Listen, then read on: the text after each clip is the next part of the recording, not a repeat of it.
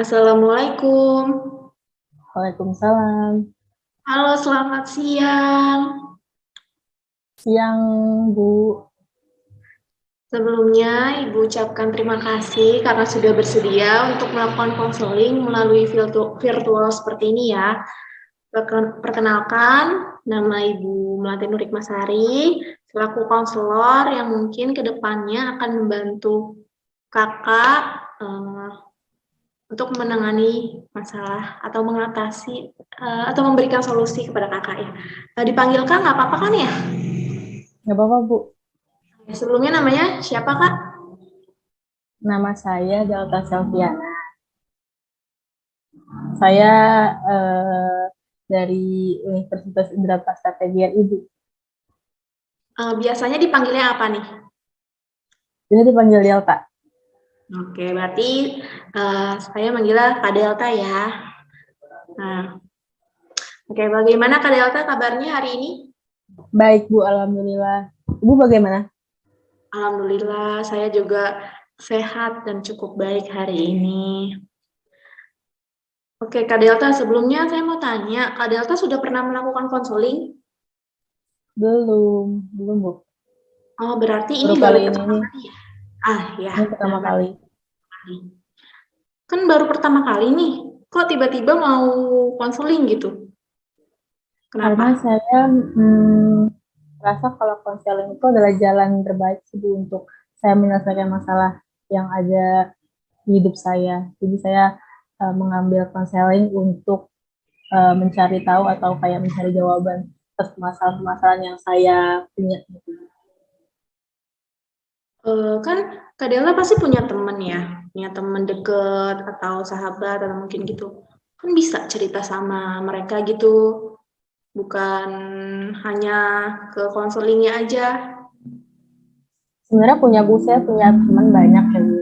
Tapi menurut saya ini masalah yang privacy, jadi nggak sembarang orang untuk tahu ini masalah. Jadi saya kurang percaya untuk menceritakan masalah saya ke teman-teman saya seperti itu, Bu. Berarti dari yang kakak bilang tadi, Kak Delta susah untuk percaya sama orang lain meskipun itu teman dekat sendiri ya Kak. Karena kan menurut Kak Delta ini memang cerita tentang kehidupan pribadi yang tidak bisa semua orang tahu, atau itu juga disebut dengan masalah privacy seperti itu ya Kak ya. Betul sekali, Bu. Lalu Kak Delta tahu konseling itu seperti apa atau seperti pengertiannya kah, prosesnya atau lain sebagainya?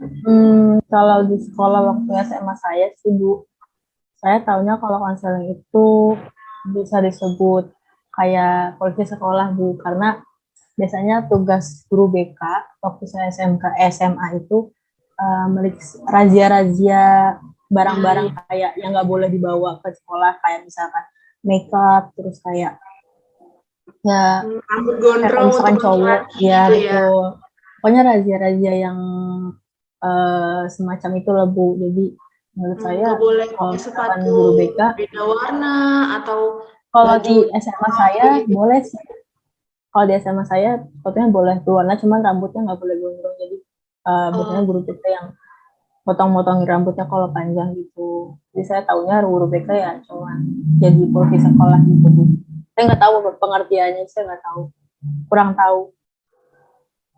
itu jatuhnya bukan guru BK Kak Delta, lebih kayak ke kesiswaan mungkin ya. Soalnya kalau guru BK itu dari pengertian sendiri yaitu kan eh, membantu ya, dimana pengertian aslinya itu pada dasarnya konseling atau bimbingan dan konseling adalah proses pemberian bantuan oleh orang yang lebih ahli atau biasa disebut dengan konselor, dimana konselornya pada saat ini proses konseling kali ini saya sebagai konselor dan Kak Delta sebagai klien atau konseli yang membutuhkan bantuan dari seorang konselor atau saya di sini.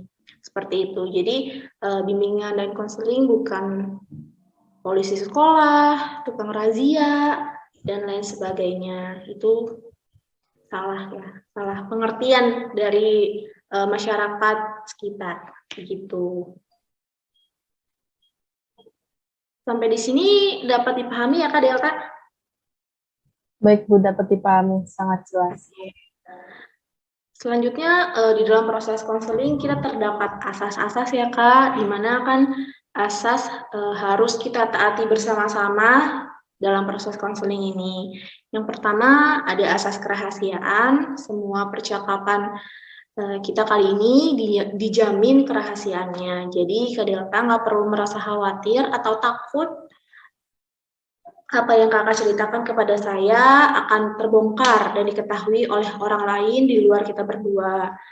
Saya maupun Kak Delta juga harus sama-sama berjanji untuk menyimpan cerita ini sendiri. Lain hal apabila Kak Delta ingin memberitahukan proses konseling ini atau hasilnya nanti kepada kedua orang tua Kak Delta ya.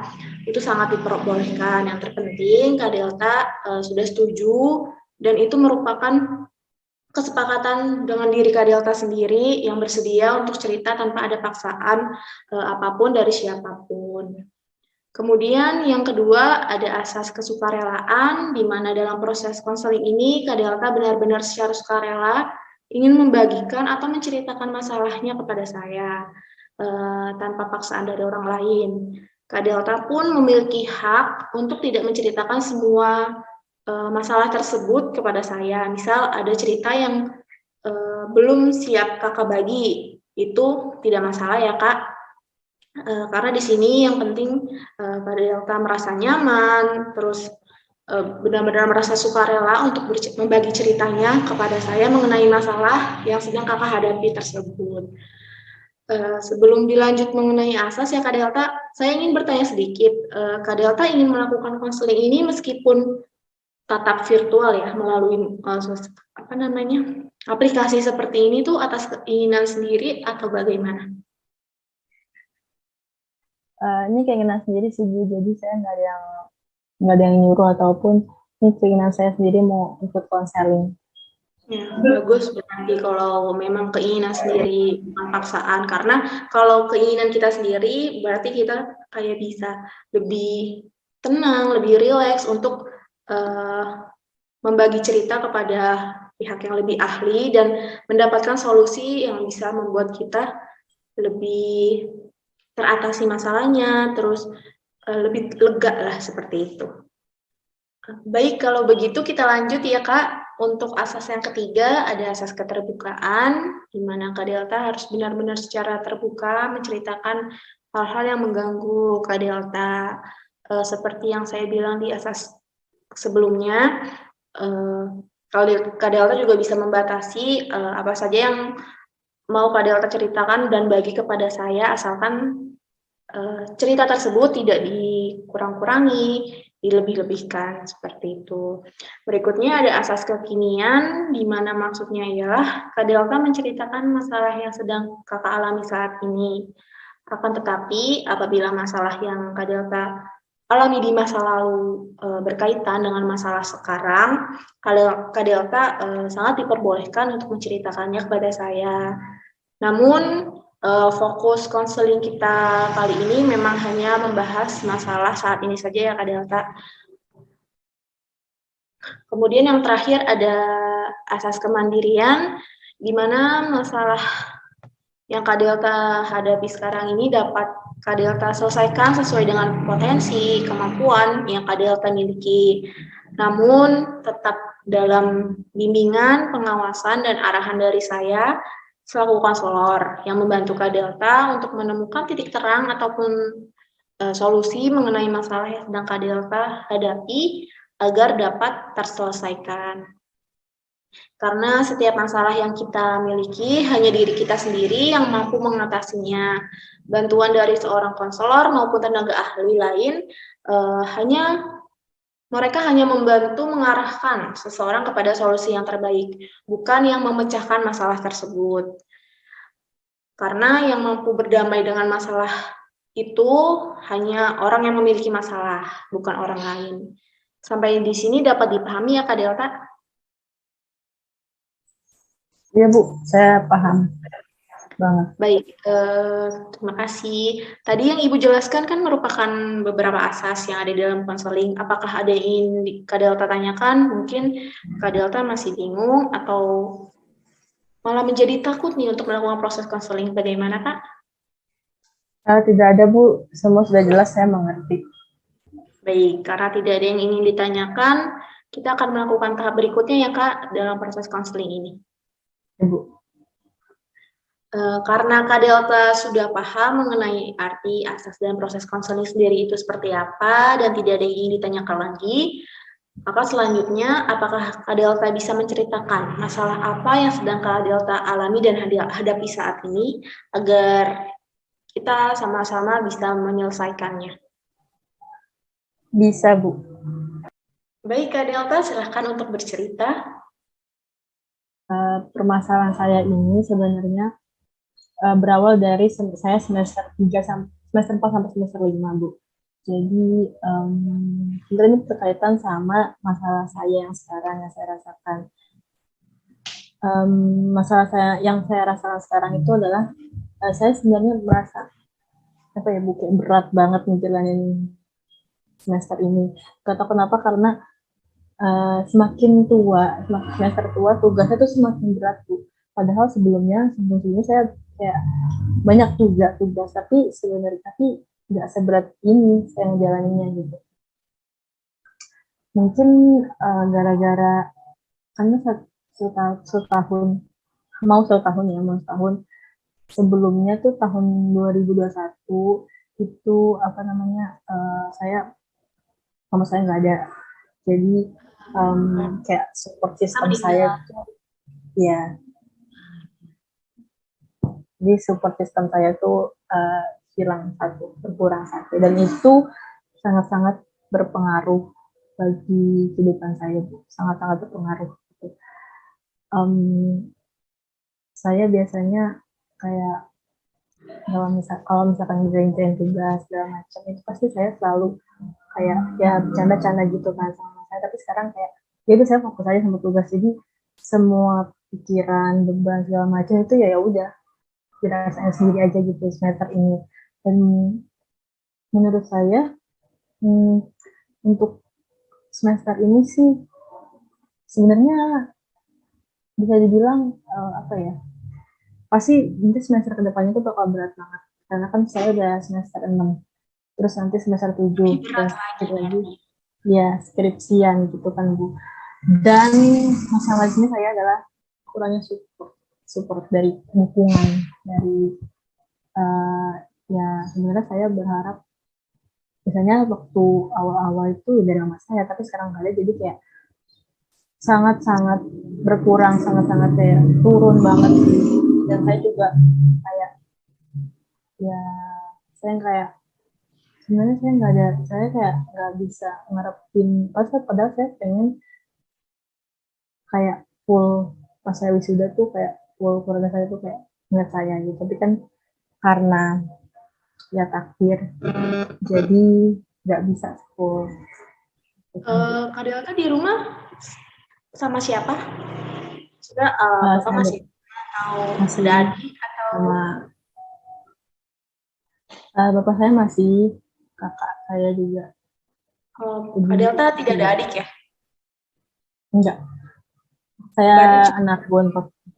Oke, seperti itu. Baik, bisa dilanjutkan? Iya Bu, jadi saya emang lagi pengen curhat aja sih mengenai kehilangan mama saya dan ketresan saya di semester ini. Saya kayak mau nyerah tapi dikit lagi gitu. Jadi saya pengen minta solusi dari Ibu. 2 semester lagi, tinggal setahun lagi, masa tiba-tiba nyerah di tengah jalan? Apa kan kemarin udah 3 tahun nih udah terlewatkan gitu ya, masa? Iya Bu, karena kan iya saya tahu, saya benar-benar tahu, saya sadar banget ini kayak 2 semester lagi, tapi benar-benar kayak susah gitu, sulit buat dijalanin. Tapi ya karena itu yang kayak awal saya ceritakan tadi, kalau permasalahan sama saya, jadi ya agak kurang sih Bu. Maksudnya saya turun juga semangat saya gitu. Ya, apalagi kan eh, ini ibu kita sendiri ya yang biasa bareng-bareng sampai sekarang, sampai umur kita udah kepala dua ini kan, terus biasa yang makan bareng, main bareng dan lain sebagainya. Terus tiba-tiba pergi gitu aja tanpa kita mempersiapkan. Emang sih semua orang nggak ada yang namanya siap untuk takdir ya, untuk ditinggalkan oleh orang yang kita sayang seperti itu. Iya Bu, jadi gitu. Jadi um, banyak sih sebenarnya selain selain dua permasalahan ini kekhawatiran saya sebenarnya lebih ke masa depan. Apakah saya bisa mendapatkan apa yang saya mau, impian yang saya, cerita yang saya harapkan tuh kalau wujud apa enggak, nanti kedepannya saya bisa bekerja dengan baik atau enggak gitu Bu sebenarnya. Ya Kerisauan Bu. kerisauan Kak Delta ini mempengaruhi dinilai atau sikap seperti itu nggak? Di kampus maksudnya? Ya, di perkuliahan pengaruhnya sangat ini ya, besar nggak? Sebenarnya sebenarnya sebenarnya semester ini mungkin sedikit pengaruh ya Bu, karena um, waktu itu saya lagi UTS gitu, saya tiba-tiba kurang fokus, kehilangan fokus gitu, jadi saya rasa saya dapat nilai yang kurang maksimal deh. Padahal saya kayak udah semaksimal mungkin ngerjain, tapi nggak tahu tiba-tiba hilang fokus gitu karena mungkin dari diri saya juga capek, kayak gitu, kurang istirahat pastinya. Jadi pasti Jadi akan kehilangan ngaruh. fokus karena merasa kelelahan, kurang istirahat seperti itu. Hanya itu aja Kak, bukan karena ada faktor lain yang mungkin mempengaruhi Kakak bisa kehilangan fokus itu? Enggak sih Bu, itu aja. Tiba-tiba saya memang lagi capek aja. Jadi mungkin fokus jadi hilang, buyar gitu. Jadi agak susah untuk mengerjakan tes dengan fokus, dengan baik. Nah, kan setahu saya UTS itu beberapa hari ya Kak. Nah itu kehilangan fokusnya itu di satu hari itu aja atau selama UTS memang benar-benar hilang fokus semuanya gitu Kak? Di hari-hari terakhir biasanya. Di kemarin di hari terakhir Bu, kayak hmm, dua dua terakhir matkul itu saya benar-benar kurang fokus sih.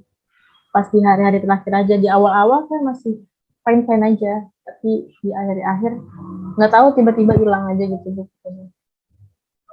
Mungkin ada faktor yang menyebabkan itu selain kelelahan yang Kak Delta tidak ketahui faktor apa dan tiba-tiba memang kadang kan tubuh dan pikiran juga ya bisa lelah, harus istirahat. Jadi meskipun kita memang harus melakukan kewajiban sebagai seorang mahasiswa, tapi kalau misalkan memang tubuh dan otak, hati, pikiran tidak bisa atau dapat dikatakan lelah gitu ya, jadi bisa menghilangkan fokus pada saat mengerjakan ujian itu. Lalu setelah UTS itu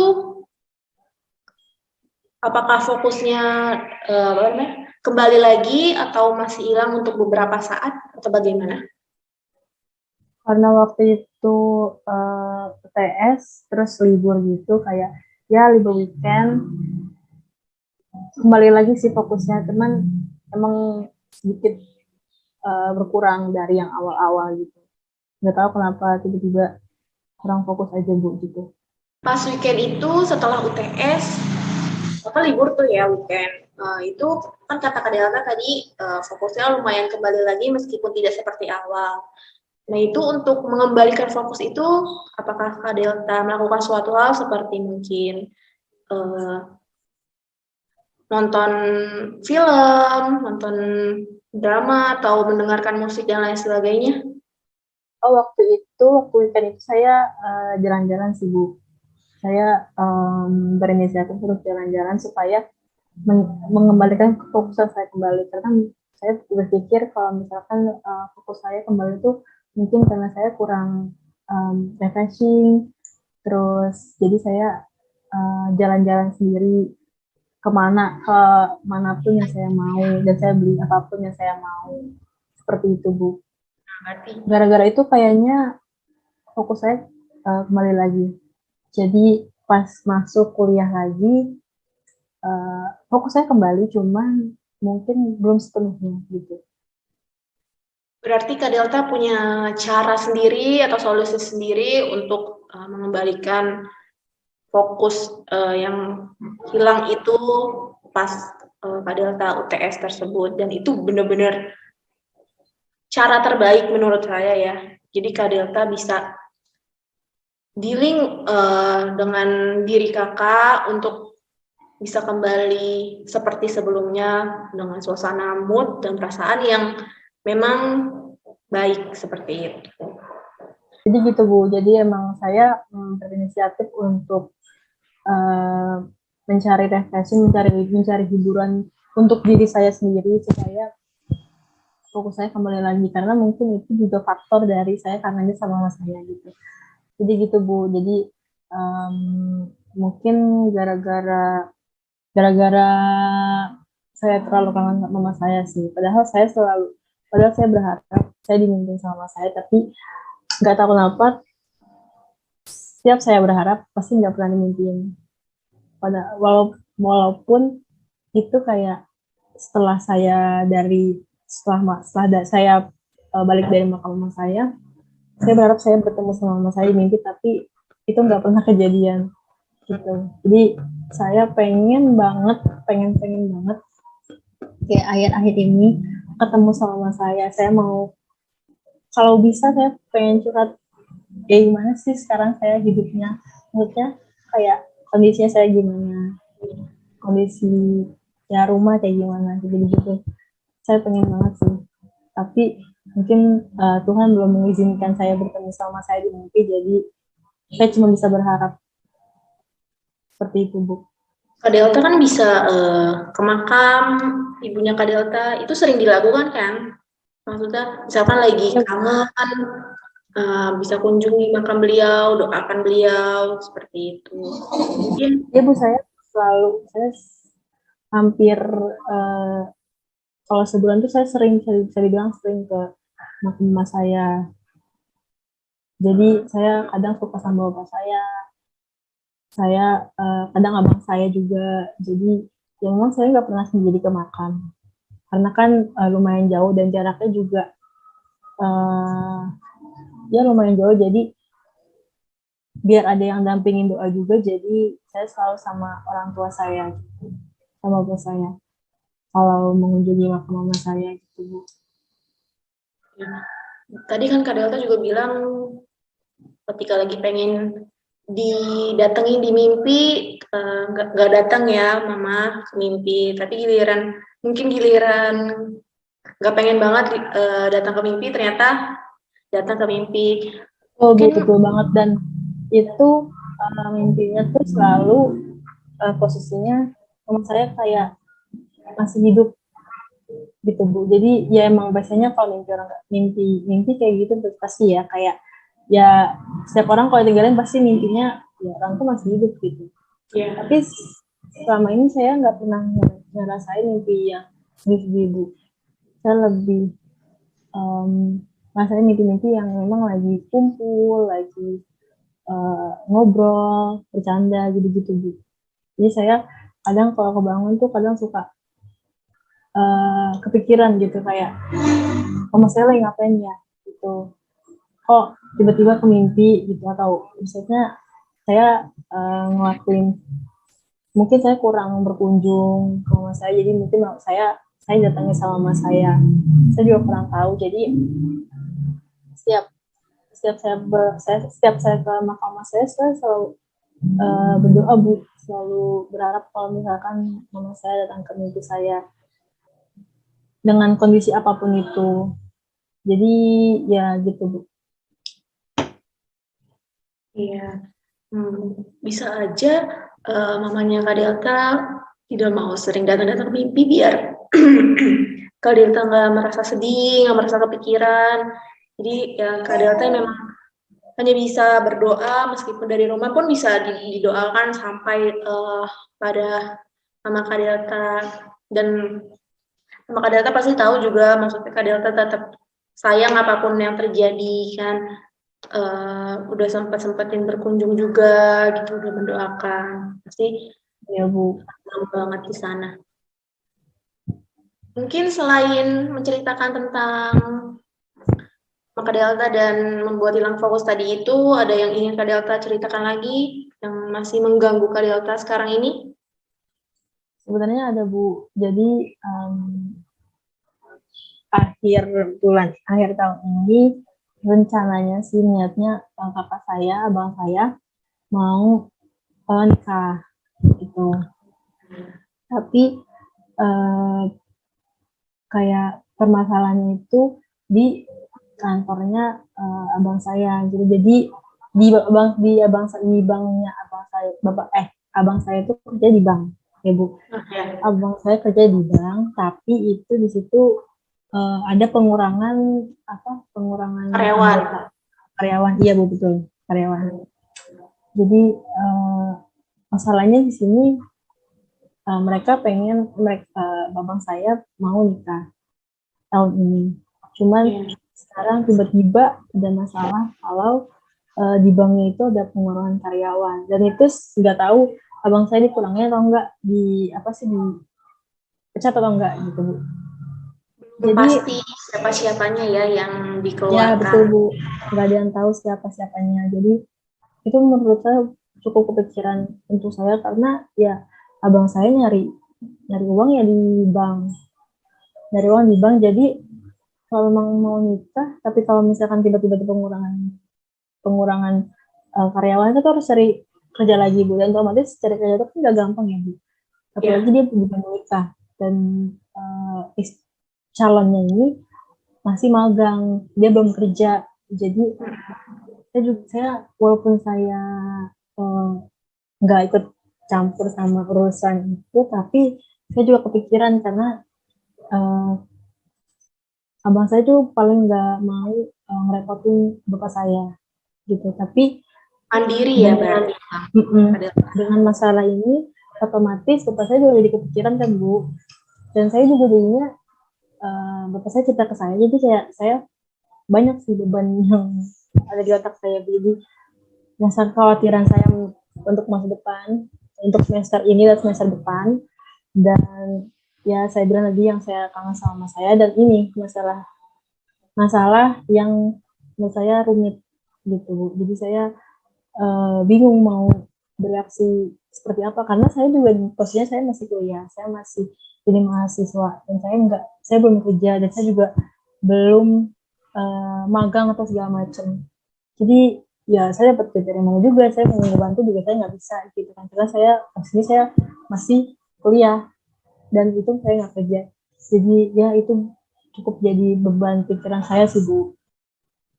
Berarti bisa saja yang kemarin Kak Delta kehilangan fokus pada saat UTS memang karena masalah selain mamah yang udah nggak ada, terus Kak Delta kangen, terus karena Bapak Kak Delta kan nggak punya teman cerita nih, jadi menceritakan hal yang mengganggu beliau ke Kak Delta, dan itu menambah pikiran Kak Delta. Kak Delta juga memikirkan tentang abang Kak Delta yang kita belum tahu takdirnya ke depan, apakah dipertahankan di pekerjaan tersebut atau memang harus sudah dipotong atau diberhentikan pada saat itu. Terus kan Kak Delta juga memikirkan tugas-tugas yang sangat banyak, dan itu menurut saya itu juga memang faktor yang mempengaruhi Kak Delta menjadi hilang fokus tersebut. Iya Bu, betul. Jadi mungkin permasalahan kayak gitu yang buat saya hilang fokus. Jadi saya keganggu pas saya lagi UTS, pas saya lagi ulangan segala macam, itu saya cukup terganggu ya Bu. Dan saya cukup jadi apa ya? Sebenarnya bapak saya selalu bilang kalau nggak usah dipikirin, nggak usah dipikirin, tapi nggak bisa Bu, itu tetap saya pikirin karena itu bagian dari keluarga saya juga kan Bu. Jadi ya itu cukup mengganggu pikiran saya sih Bu, bukan cukup lagi itu mau mengganggu pikiran saya, jadi ya beban pikiran saya jadi nambah dan saya mungkin jadi agak gimana ya, uh, ragu gitu Bu buat di masa depan juga saya ragu apakah saya dapat pekerjaan yang sesuai sama minat saya atau profesi saya, seperti itu Bu. Mungkin lebih ke apakah kedepannya saya akan mendapat pekerjaan seperti itu, tidak sih? Maksudnya meskipun pekerjaan nanti yang mungkin akan kita jalani berbeda sama dengan minat atau bakat yang kita miliki, itu sebenarnya tidak masalah. Yang penting apakah pasti pikiran ternyata saya kedepannya bakal dapat pekerjaan atau tidak ya, karena saya pun juga pernah memikirkan hal itu meskipun saya memiliki basic atau minat dan bakat di suatu bidang, atau ya sekarang mah bidang berarti BK ya, saya kan konselor, tapi sebelum saya menjadi seorang konselor pun saya memikirkan apakah kedepannya saya akan benar-benar mendapatkan pekerjaan seperti itu kan? Iya betul Bu, jadi uh, lebih ke ragu gitu dapat pekerjaan atau enggak ya di masa depan, karena kan pasti banyak ya Bu saingannya, karena kan nggak saya doang yang lulus di tahun itu, banyak ribuan orang bahkan, dan itu pasti banyak yang lebih dari saya. Ya apalagi sekarang lagi masa pandemi ya Kak, pekerjaan memang sangat sulit dicari, banyak juga orang-orang lain memang diberhentikan, baik itu secara baik-baik maupun paksa. Yang namanya keadaan lagi tidak memungkinkan untuk mempertahankan para pekerja ya, jadi mau tidak mau perusahaan banyak memberhentikan karyawannya seperti itu. Kak Delta juga bisa melakukan part-time mungkin sebelum lulus. Apakah Delta berminat seperti itu untuk melakukan part-time, entah itu di coffee shop atau restoran, atau banyak juga menjadi admin online shop seperti itu? Jadi saya punya pikiran untuk part time, tapi saya mikir lagi Bu, karena ini saya sekarang semester 6 dan itu saya semester 6 akhir, dan saya pengen ke semester 7, takutnya saya nggak bisa komitmen sama tempat kerja saya di sini, karena nanti semester 7 saya bakal PPL dan saya juga bakal nyusun skripsi, takutnya nggak kepegang sama kerjaan saya dan saya bakal ngecewain yang punya restoran, yang punya kafe, jadi kayak saya agak ragu untuk untuk mencari pekerjaan di sekarang ini, karena kan nanti kedepannya bakal saya sibuk skripsi, sibuk saya PPL segala macam, mempersiapkan semua, jadi saya agak ragu buat cari kerja part time kayak gitu Bu. Takut tidak bisa membagi waktu ya, apalagi kan memang semester 7-8 itu akan sibuk-sibuknya penelitian, magang, terus bikin skripsi dan lain sebagainya, itu benar-benar membutuhkan waktu yang ekstra. Jadi daripada fokusnya terbagi, Kak Delta mendingan fokus ke satu ini aja, yaitu menyelesaikan kuliah dulu, baru nanti setelah kuliah lulus Kak Delta mencari pekerjaan, seperti itu ya? Iya betul. Ya bagus sekali sih Kak. Jadi Kak Delta punya satu fokus tujuan aja, tidak bercabang. Jadi menyelesaikan satu tujuan Kak Delta terlebih dahulu, baru nanti menggapainya yang lain lagi perlahan-lahan seperti itu.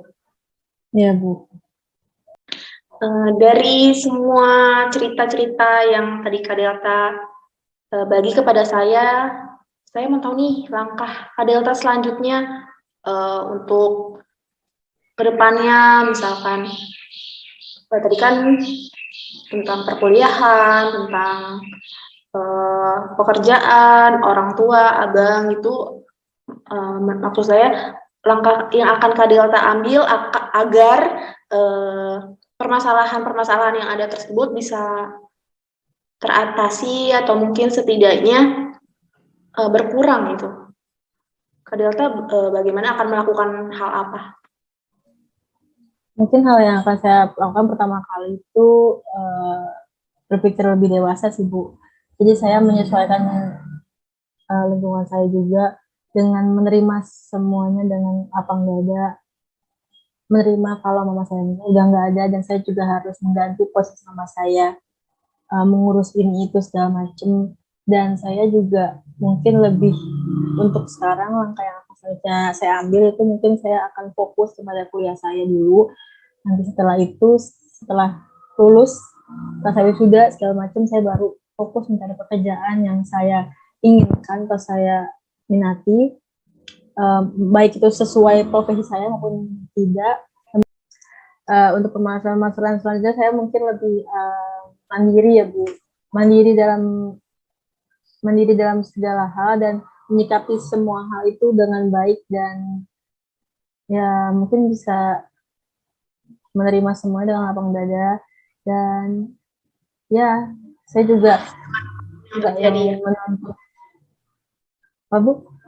Ikhlas dengan apapun yang terjadi. Iya betul Bu.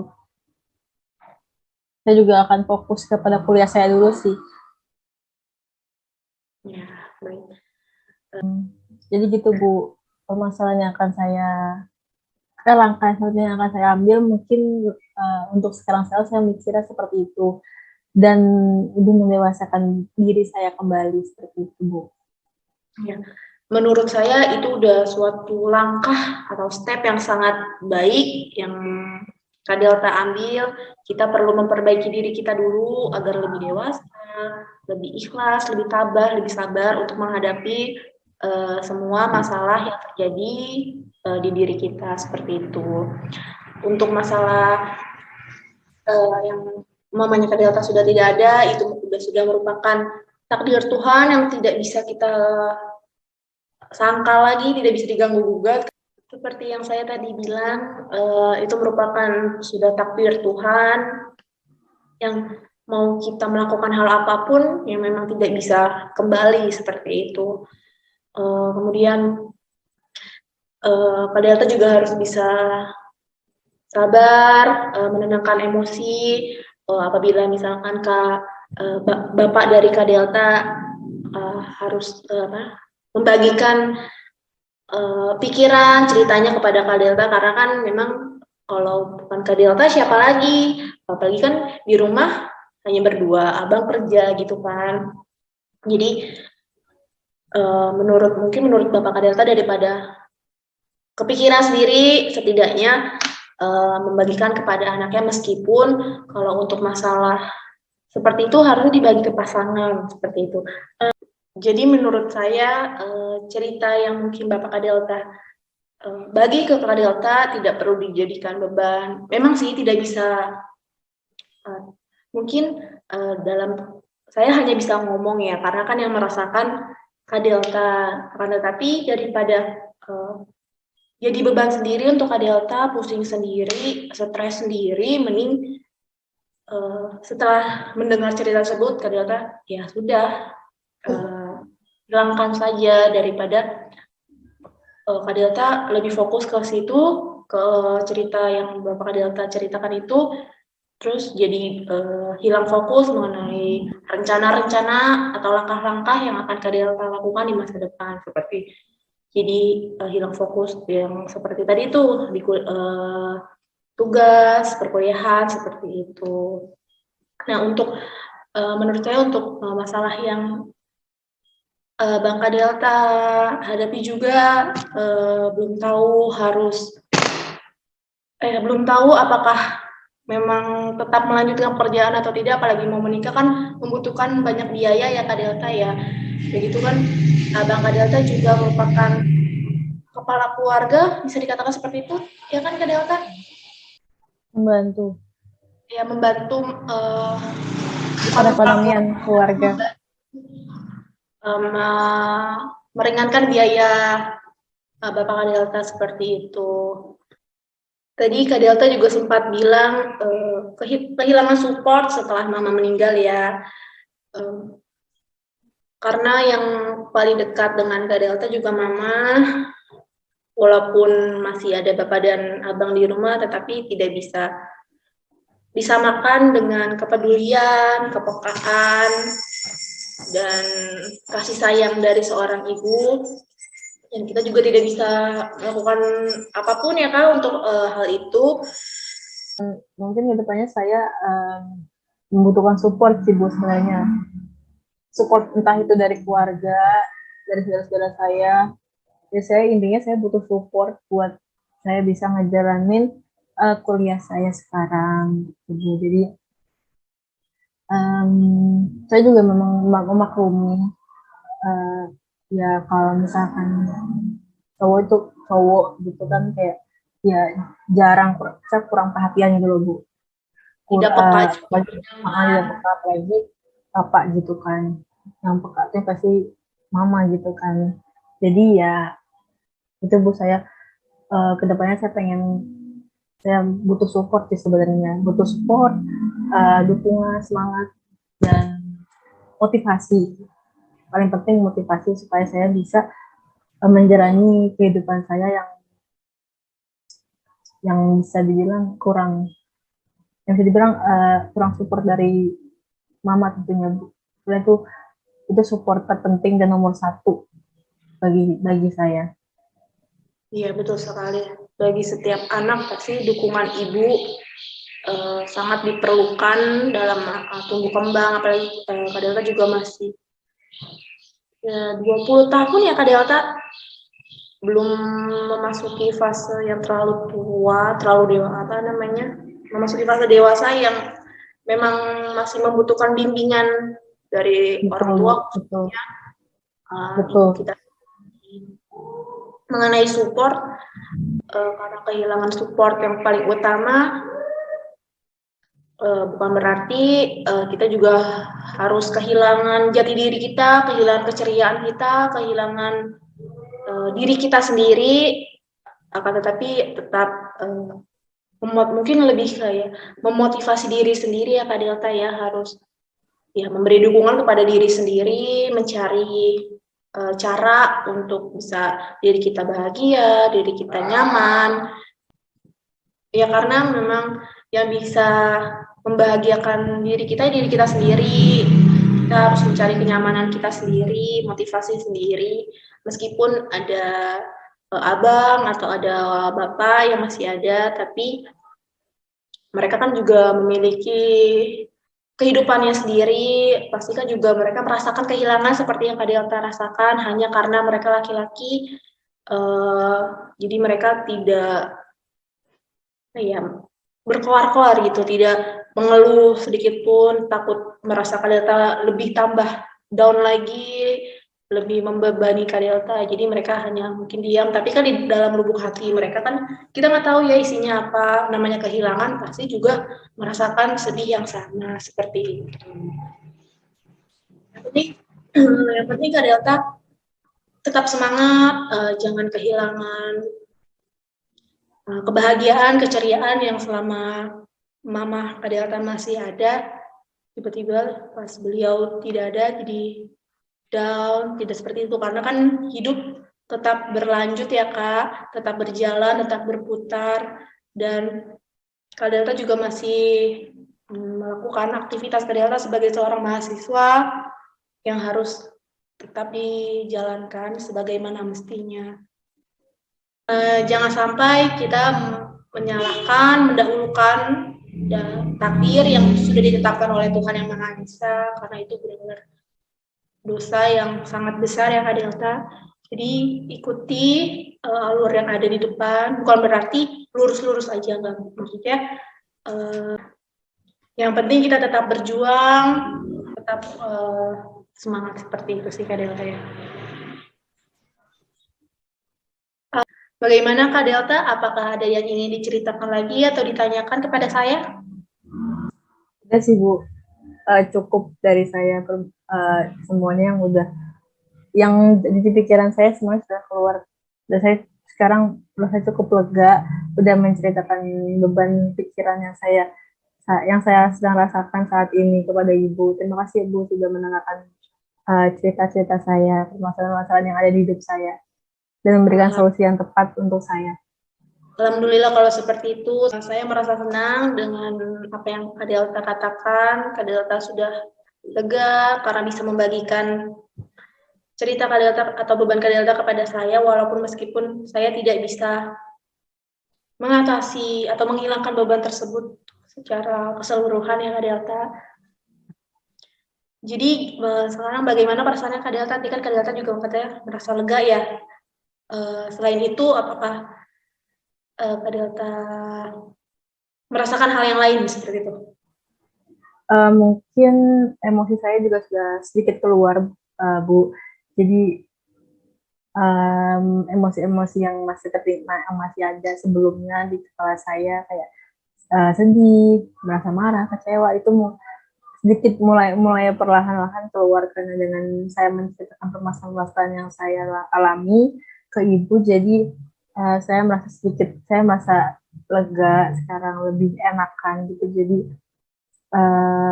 beban pikiran saya yang harusnya saya ceritakan kepada keluarga tidak bisa, jadi bisa keluar lewat ibu. Terima kasih banyak, Bu. Alhamdulillah, saya juga terima kasih karena Kak Delta bersedia untuk mempercayai saya dan bercerita kepada saya. Apakah ada yang ingin disampaikan lagi Kak Delta atau sudah cukup? Sudah cukup, Bu. Sangat-sangat jelas solusi yang diberikan sama Ibu membantu saya untuk menyelesaikan permasalahan saya, dan saya juga akan lebih memikirkan dan lebih fokus kepada masa depan saya, dan akan mengurangi segala pikiran yang harusnya tidak ada menjadi ada di otak saya. Baik kalau seperti itu. Atau nanti ke depannya apakah kita akan melakukan pertemuan lagi, misalkan Kak Delta merasa ada yang ingin dibicarakan, kita bisa mengatur jadwal selanjutnya, atau cukup sampai di sini aja? Mungkin cukup sampai sini, Bu. Nanti kalau misalkan ada lagi masalah yang mungkin cukup berat di hidup saya, mungkin saya akan menghubungi Ibu lagi. Boleh kan, Bu? Boleh, sangat-sangat boleh. Saya sangat mempersilahkan Kak Delta untuk menghubungi saya kapanpun Kak Delta membutuhkan saya, seperti itu. Baik, terima kasih banyak ya Kak Delta untuk proses konseling kali ini. Semoga apa yang tadi kita bicarakan dapat dilakukan sebagaimana mestinya, dan hidup Kak Delta juga lebih lega lagi, lebih bahagia lagi, lebih tentram lagi. Sehat selalu ya Kak Delta. Terima kasih. Terima kasih, Bu. Assalamualaikum warahmatullahi wabarakatuh. Waalaikumsalam warahmatullahi wabarakatuh, Bu.